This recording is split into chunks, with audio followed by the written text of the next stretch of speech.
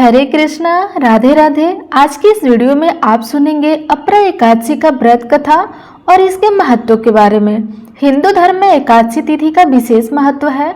हर मास में 2 एकादशी आती है, एक शुक्ल पक्ष में और एक कृष्ण पक्ष में। एकादशी को भगवान विष्णु का अत्यंत प्रिय दिन माना गया है।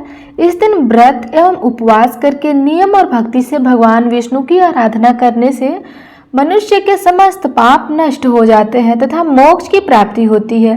ज्येष्ठ माह के कृष्ण पक्ष की एकादशी को अपरा एकादशी कहते हैं। अपरा शब्द का अर्थ होता है जिसका कोई पार नहीं अथवा जिसकी महिमा अनंत हो। यह एकादशी अत्यंत पुण्यदायिनी मानी जाती है। इसे अधों को हरने वाली एकादशी भी कहा जाता है। इस दिन व्रत रखने से मनुष्य अपने समस्त पापों से मुक्त हो जाता है और उसका जीवन दिव्यता की ओर अग्रसर होता है। अपरा एकादशी का व्रत का महत्व जानते हैं। अपरा एकादशी का व्रत समस्त पापों का नाश करता है। यह व्रत विशेष रूप से उन लोगों के लिए अत्यंत फलदायी माना जाता है जो जीवन में किसी न किसी प्रकार की बाधा, कष्ट, अपयश या असफलता से जूझ रहे हैं। यह व्रत उन्हें न केवल मानसिक शांति प्रदान करता है बल्कि आध्यात्मिक उन्नति की ओर भी अग्रसर करता है। शास्त्रों में कहा गया है कि जो व्यक्ति अपरा एकादशी का व्रत करता है वह सभी संसारिक पापों से मुक्त होकर वैकुंठ धाम को प्राप्त होता है। यह व्रत विशेष रूप से ब्रह्म हत्या, झूठ बोलना, झूठी गवाही देना, दूसरों की निंदा करना, चोरी करना, छल कपट करना या दूसरों को कष्ट देना आदि पापों के नाश के लिए अति उत्तम माना गया है। पौराणिक कथा में महिध्वज और ब्रजध्वज की कथा। प्राचीन काल में महिष्मती नगरी में महिध्वज नामक एक धर्मात्मा राजा राज्य करते थे। राजा महिध्वज अपनी प्रजा के प्रति अत्यंत न्यायप्रिय, दयालु और धर्मपरायण थे। उसकी प्रजा उसे देवता के समान मानती थी।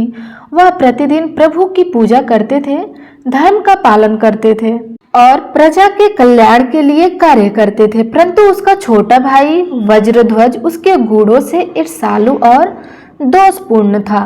वह स्वभाव से क्रूर, उधर्मी और स्वार्थी था। वह चाहता था कि किसी भी प्रकार से महिध्वज को हटाकर स्वयं राजा बन जाए। अतः एक दिन उसने कपट पूर्वक अपने बड़े भाई महिध्वज की हत्या कर दी। वह उसके शव को दूर एक जंगल में ले गया और एक पीपल के वृक्ष के नीचे गाड़ दिया। राजा महिध्वज की आत्मा उस क्रूर मृत्यु के कारण प्रेत योनि में चली गई। उसकी आत्मा उस पीपल वृक्ष में वास करने लगी और वह दिन रात वहां से गुजरने वाले राहगीरों को डराने लगी। उस स्थान से गुजरने वाले लोग भूत प्रेत की छाया महसूस करते थे। वहां एक डर का वातावरण बन गया था। कुछ समय पश्चात एक दिन वहां से महात्मा ऋषि धाम में यात्रा करते हुए गुजरे।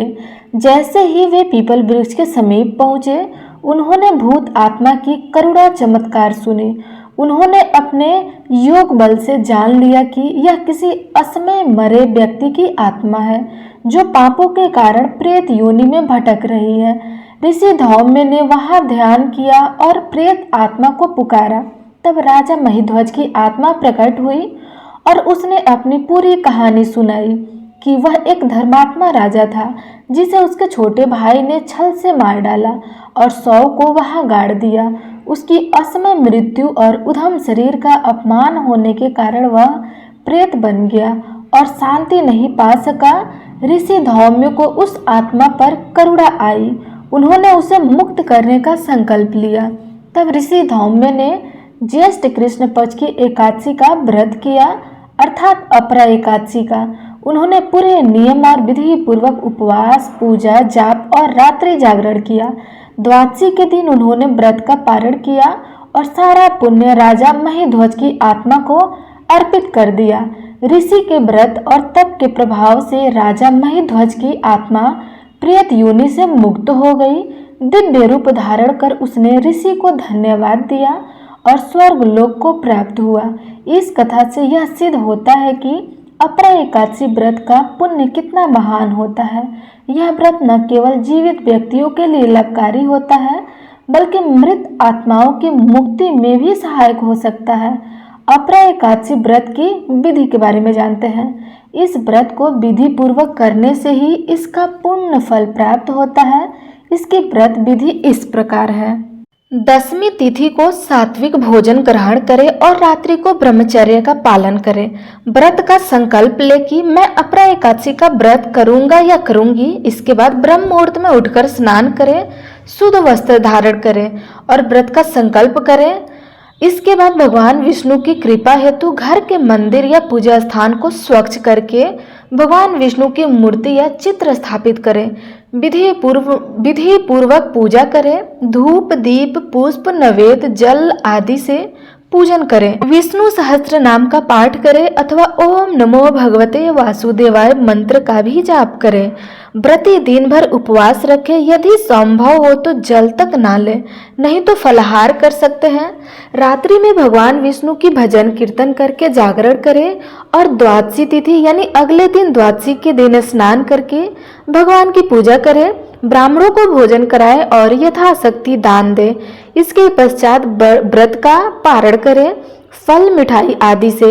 अपरा एकादशी से संबंधित अन्य कथाएं और मान्यता ऐसा कहा जाता है कि इस एकादशी का व्रत करने से गंगा स्नान, कौशिक स्नान, पुष्य नक्षत्र में गोदान और सोने का दान करने जितना पुण्य प्राप्त होता है। व्यक्ति वर्ष भर एकादशी नहीं कर पाते हैं, वे लोग इस एक व्रत को पूर्ण श्रद्धा और नियम से करें तो उन्हें भी अपार पुण्य की प्राप्ति होती है। इस दिन का पुण्य फल उन लोगों को विशेष मिलता है जिनके पितृपक्ष के सदस्य प्रेत योनि या उधर में अटके हुए हैं।